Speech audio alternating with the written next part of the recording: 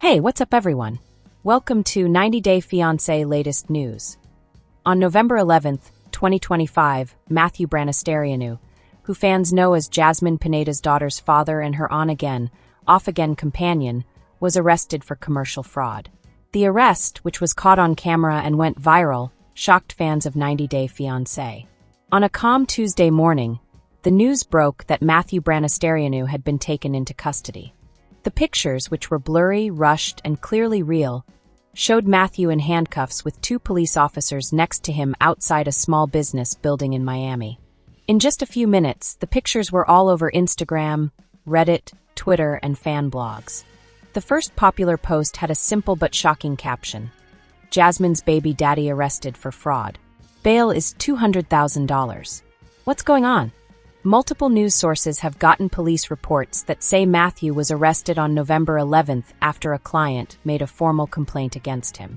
The consumer, whose name has not been made public, said that Matthew was running a dishonest business by taking cash in advance for services that were never provided.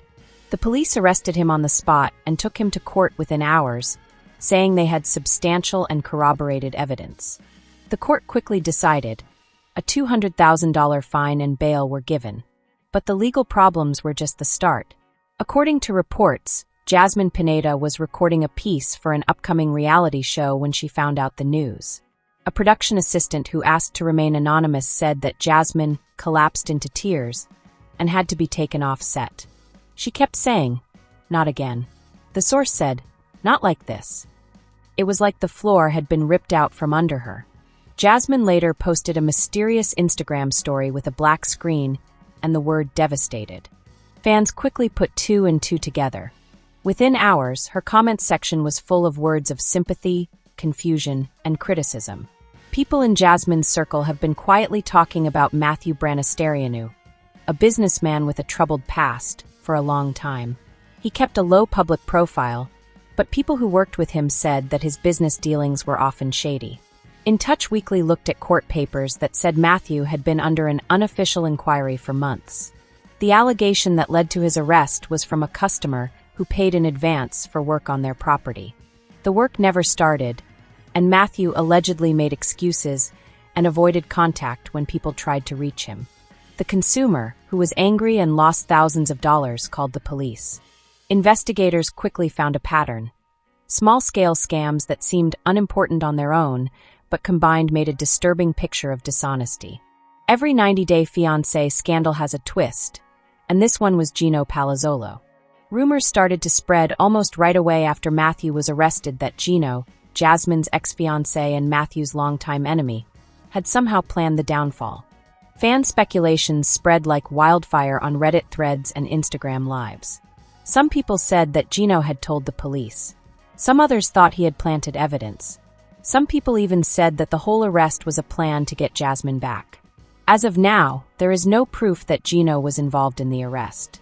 But the timing, just a few weeks after Gino's own $3.7 million lawsuit was thrown out, has only made things worse. Jasmine wasn't the only one who was shaken by Matthew's incarceration. His whole family was. Matthew's parents, who reside in a quiet suburb outside of Tampa, were apparently blindsided. A family member told Reality Tea that Matthew's mother hasn't stopped crying since she heard the news. The friend said, "They thought he had turned a corner. They thought Jasmine and the baby were his fresh start." Jasmine's family in Panama hasn't said anything, but people close to her say they are deeply concerned about how this is affecting her emotionally. The fans of 90 Day Fiancé are used to drama, but the reaction to Matthew's arrest has been especially strong. Some comments on Instagram were nice, while others were mean. Poor Jasmine. He's always been shady. She deserves better. There's no way this could have been avoided. Gino's fingerprints are all over this. $200,000? That's not a fine, that's a message. Some fans have even started a petition asking that Matthew never be allowed to appear on TLC again. Some people say he should get another chance. Matthew's business, a small restoration and design firm, has been working in a legal gray area for a long time. He called himself a luxury contractor.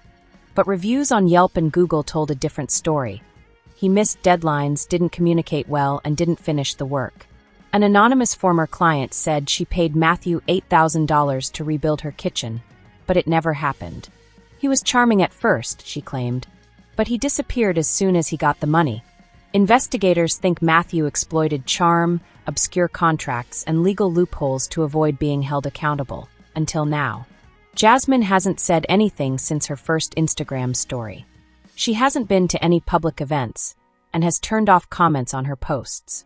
People close to her say she's in protective mode, focusing on her daughter and attempting to stay out of the media tempest.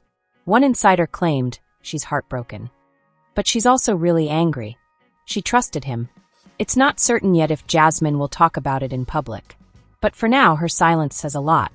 Matthew's $200,000 fine is one of the biggest in recent memory for a case of this kind.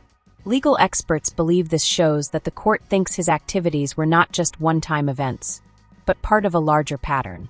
Matthew paid his bond within 24 hours, and it is said that a private investor helped him do so. His lawyers have said they can't comment because the case is still going on. But the harm to his reputation, his connections, and his future is already done. TLC execs were said to be in crisis mode behind the scenes. Matthew was never an official cast member, but because he was connected to Jasmine and, by implication, Gino, he was a regular topic of conversation among fans. Producers had thought about making a spin-off about Jasmine's life after Gino, with Matthew as the main character. A source close to the production says that it is now on indefinite hold. The insider remarked, "There's no way to spin this. It's not strange drama. It's a crime." TLC hasn't said anything publicly, but those who work there say the network is looking into its vetting process and thinking about making bigger changes to how it deals with people who are close to the actors. To get a sense of how serious this controversy is emotionally, you need to look back at the time frame of Jasmine and Matthew's relationship. They met in Panama, not long after Jasmine broke up with Gino. She said it was a time when she was emotionally raw but hopeful. Matthew was charming, attentive, and most importantly there. He got close to Jasmine's daughter, helped her deal with her new popularity after the show, and even showed up in a few hazy Instagram lives. But things started to go wrong. Friends saw that Jasmine was becoming more distant. There were rumors of fights and money problems. Jasmine ceased tagging Matthew in posts around the middle of 2025, but she never said they were breaking up. Fans are now looking at every post, every caption, and every quiet in a new way. Gino Palazzolo's presence is very important, whether or not he had anything to do with Matthew's imprisonment. The timing is strange. Gino's legal problems had just been resolved, and he was said to be in talks for a redemption arc on a future season of 90 Day Fiancé. Some admirers think Gino perceived Matthew as a threat, not just in terms of love, but also in terms of his reputation. Some people say that Gino wouldn't stoop to sabotage, even with all his shortcomings. The rumors, however, keep going. A viral TikTok with more than 2 million views lays down evidence that Gino was involved, such as reports of his being seen near Matthew's shop and strange tweets from Gino's cousin. There is no proof of any of it, but in the realm of reality TV, what people think is often more important than what is true. Jasmine's daughter is lost in the pandemonium. She is now stuck in the middle of a controversy, heartache, and a media frenzy. Jasmine has always been quite protective of her, keeping her out of the public eye and rarely displaying her face online. People close to Jasmine said she is terrified of how this would damage her daughter's mental health. "She's trying to keep things normal," remarked one pal. But how do you tell a child this? Matthew had been a father figure, even though he had certain problems. Jasmine is having a hard time filling the vacuum created by his sudden absence and the reason behind it. Legal experts are surprised by the $200,000 fine against Matthew. Business fraud cases frequently conclude with the person getting their money back, but the amount of the punishment shows that the court thought his activities were systemic and intentional. Legal analyst Carla Mendez told Reality Radar, "This isn't a slap on the wrist. It's a message. The court is saying, we see you. We're watching." Matthew's lawyers haven't said anything, but experts say it will be a long road ahead. He could face more charges, and even jail time if more victims come forward. Fans have taken it upon themselves to look into things in true 90-day style. Reddit threads have found Matthew's business addresses, checked Yelp reviews, and even talked to people who used to be his clients. One person made a spreadsheet listing the supposed victims, with dates and other information. Matthew Branisterianu's arrest didn't simply affect the 90-Day Fiancé fans. It blew up like a bomb. After his arrest on November 11th, the controversy grew into something far more than just one criminal complaint. It turned into a cultural event, a lesson in betrayal, and a mirror showing the darker side of being famous on reality TV. Matthew's mugshot, which is now famous in memes and comment threads, was just the beginning. As the legal dust began to settle, a more alarming story came to light. It involved not only fraud, but also manipulation, emotional harm, and an increasing number of alleged victims. Jasmine Pineda, who used to be the focus of attention in 90 Day Fiancé's most violent love triangle, is now the mourning spouse of a man who is accused of being a con artist. People used to think her silence was dignified, but now it seemed like she was broken. Her friends said she was numb, betrayed, and barely functioning. She had trusted Matthew with her heart, her house, and most painfully, her daughter. Jasmine has never disclosed the child's name in public, but the child has grown close to Matthew. He was always there, picking him up from school, reading him bedtime tales, and going out on the weekends. Now that he was gone, Jasmine had to explain why. A friend stated, "She's trying to keep her daughter out of the news." But how do you keep a child safe from something that's everywhere? In the meantime, the internet was on fire. Reddit detectives, TikTok theorists, and Instagram commenters all went into overdrive. People looked closely at every part of Matthew's past. They found old business listings. People who used to be clients come forward. A pattern began to form that showed Matthew was not just a one-time liar, but a serial liar. A lady who only wanted to be known as L told her ordeal in a Reddit post that has since gone viral. She had hired Matthew's business to fix up her salon. "He was polite, charming, and gave me a great quote," she wrote. "I gave him $5,000 up front. He never came back." She tried to get in touch with him, but he didn't respond. He is said to have sent her a cease and desist letter after she threatened to take legal action. L's tale wasn't the only one. Dozens of similar stories came out, all involving modest sums of money, unclear contracts, and people who disappeared. The amounts were never big enough to start substantial investigations on their own. But collectively, they made a very bad picture. Lawyers gave their opinions. Attorney Marcus Bell, who specializes in white-collar crime, stated, "This is classic low-level fraud. It's meant to go unnoticed. But if you do it enough times, it adds up, and eventually someone will say something." It turns out that person was a client called Daniel Reyes. Court filings say that Reyes paid Matthew $12,000 to repair his kitchen. Reyes called the police when the work never started. Investigators followed the money and found a lot of other reports that were similar. Matthew was taken into custody at one of his work sites, where he was said to be getting ready to meet a new customer. The arrest happened quickly, but the effects were far-reaching. Matthew had to pay a $200,000 fine and was let go on bond. His licenses to run a business were put on hold. His accounts on social media were turned off. And everyone knew that his name meant betrayal. Jasmine had to put everything back together when she got back to Miami. She called off all public events. She stopped using social media. Friends say she is thinking of leaving the nation and maybe going back to Panama to get her act together. "She feels like she's been publicly humiliated," claimed one friend. "She had faith in him. She stood up for him. And now she's the one who has to pay. It has been quite hard on my emotions." Jasmine, who is known for her short temper and honesty, has stopped talking. Her close friends have banded together. Even her ex, Gino Palazzolo, has apparently reached out. It's not clear if he did it to help or to gloat. Of course, Gino's name has come up in the incident. There are a lot of theories among fans. Some people think he told the police. Some people assume he planned the whole event. A few people even say that he is crafting a return tale based on Jasmine's heartbreak. There is no proof for any of these assertions, but in the realm of reality TV, what people think is often more important than what is true. TLC, on the other hand, has said nothing, but people who work for the network claim they are trying to fix things. "They're reviewing everything," one producer added.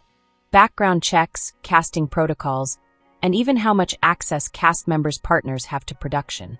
The incident has forced everyone in the franchise, not only Jasmine, to face the music. At the same time, the fan base has split. Some people have come together to support Jasmine and show their sympathies. Some people have turned against her, saying she made bad choices or didn't know what she was doing. She had to know, one person wrote. You can't date someone like that and not see the warning signs. But people who know Jasmine say it's not that easy. Matthew was a master manipulator, a buddy remarked. He knew how to say and do the right things. He made her feel safe. And after everything that happened with Gino, that meant a lot. The issue has also brought up the question of whether or not reality TV is moral. Some people say that the genre thrives on dysfunction, which might hurt the mental health of its performers. Tasha Green, a media expert, remarked, "These people aren't actors. These are real people with real problems. And when the cameras stop rolling, they have to cope with the aftermath on their own." The fallout is far from over for Jasmine. She is said to be talking to lawyers not only about Matthew's lawsuit, but also about possible privacy violations and defamation. She is also thinking about getting therapy for herself and her daughter. A pal added, "She's trying to start over. But it's going to take time. Matthew's future is unknown. Former clients are also suing him in civil court. His good name is in ruins. Legal experts warn that even if he is out on bond, he might still go to jail." Attorney Marcus Bell remarked, "It depends on how many victims come forward. But if the pattern holds, he could be in big trouble." In the meantime, the internet keeps picking apart every little thing. Fan accounts post new information every day. TikTok creators look over Jasmine's earlier posts to see if she was in trouble. People on Reddit are guessing what will happen next. There is a digital feeding frenzy going on, and Jasmine is the main entree. But in the middle of all the noise, a quieter story is happening.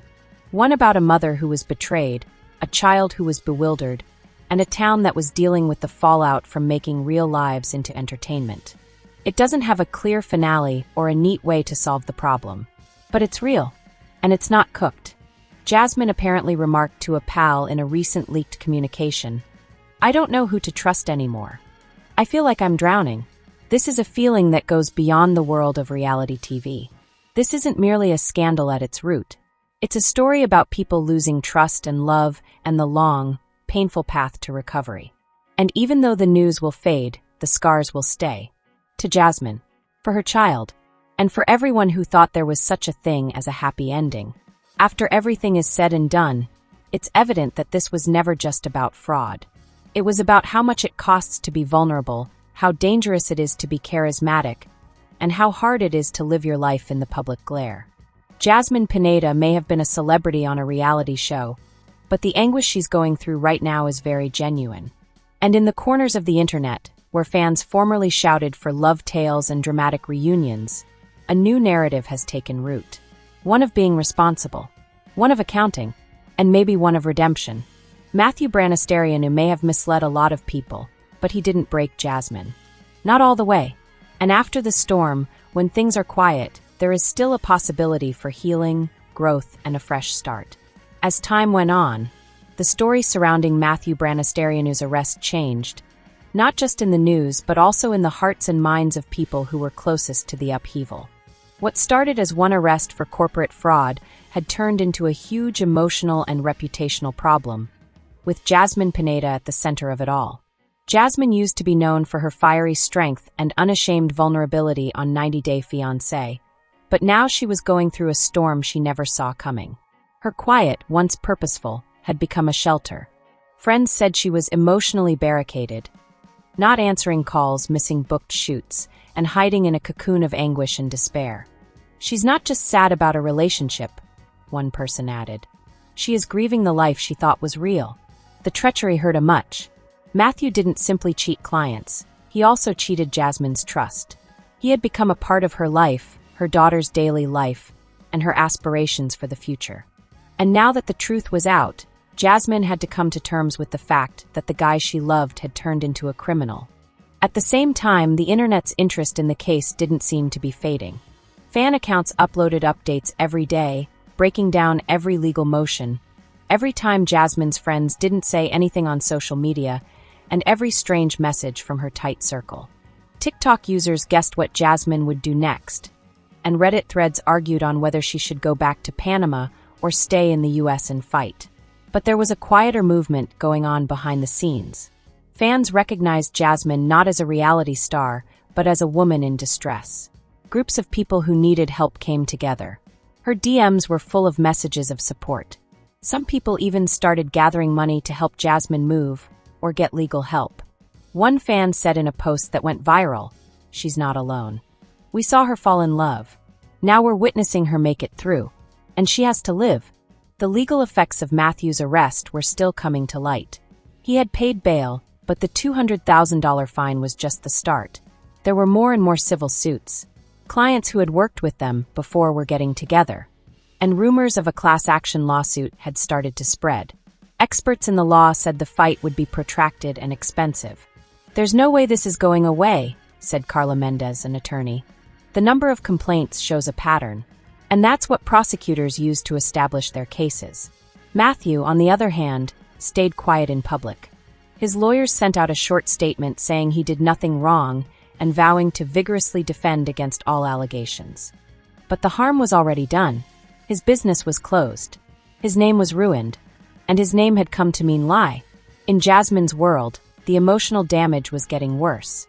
Her daughter, who was used to Matthew being around, was said to be asking Jasmine things that she couldn't answer.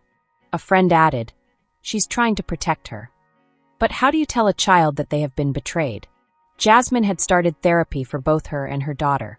She was also said to be looking into legal alternatives, not just against Matthew, but also against news sources that had published reports that were false or intrusive. The pals said, "She's taking back control. One step at a time." But it was hard to get control. The issue had grown out of control, thanks to rumors, sensationalism, and the fact that people who watch reality TV are very interested in other people's lives. People watched Jasmine closely as she moved. Every quiet moment was read. Every tear was bigger. And yet, even in the middle of all the pandemonium, Jasmine was starting to get her bearings. She had gotten back in touch with a few close friends. She had started writing in her notebook again, which she had said helped her get over her breakup with Gino. And she had started to think about what it may be like to heal. A friend said, "She's not ready to talk to the public. But she's beginning to picture a future where this isn't the most important thing in her life." However, such future would be full of emotional and legal problems that would be hard to deal with. Matthew's incarceration caused not just sadness, but also logistical headaches. There were big problems with shared leases, money issues, and custody. Reports say that Jasmine was working with a lawyer to get out of Matthew's business. The friend said, "She is determined not to let this define her. She has been through worse. She'll make it through this." At the same time, the fan-led probe into Matthew's economic actions were getting more and more attention. A group of Reddit users put together a detailed file of supposed victims that included timeframes, payment records, and letters. People in the legal community were calling the document crowdsourced justice. "It's amazing," remarked Marcus Bell, a legal expert. "The level of detail and the fact that the complaints are all the same can make a case go from circumstantial to prosecutable." Some of the victims had started to speak out in public, telling their stories in interviews and on social media. Their stories presented a picture of a man who took advantage of people's confidence by being charming and vague. He often went after ladies and small business owners. One woman stated, "He made me feel like I was putting money into something special. Then he was gone." The stories were disturbingly similar. Upfront payments, ambiguous contracts, missed deadlines, and little communication. The numbers were different, but the emotional toll was the same: betrayal, anger, and a feeling of being violated that wouldn't go away. These stories were both comforting and heartbreaking for Jasmine. They verified her worst concerns about Matthew and made her face the fact that she might have been one of many. A friend said she's dealing with guilt. Not because she did anything wrong, but because she thinks she should have seen it coming. But guilt is a process, just like grieving. And Jasmine was starting to get through it. She was said to have started filming again for a short segment, but this time it was not about romance. It was about strength. People remarked that the producers were being careful with the filming and letting Jasmine set limits and manage the story. "It isn't about drama," one producer added. "It's about getting better, and Jasmine deserves it." If the part airs, it might be a turning point for both Jasmine and the franchise. It would be different from the normal love triangles and big fights. It would be a story of survival, progress, and a lady getting her voice back. And that voice, which was quiet now, was starting to get louder. Jasmine is said to have said in a private message to a friend recently, "I'm not broken. I have bruises. But I'm still here." It was a simple remark, but it meant a lot because of everything she had been through. Jasmine Pineda is more than just a headline, more than a star on a reality show, more than just the woman who loved a man who hurt her. She is a mother, a warrior, someone who lived through it. And even though the path ahead is lengthy, it is hers to tread. As the scandal fades from the news and the internet moves on to something else, Jasmine will still be there. Not as a victim, but as a woman who confronted the storm and chose to start over. And that option gives you power. There is hope.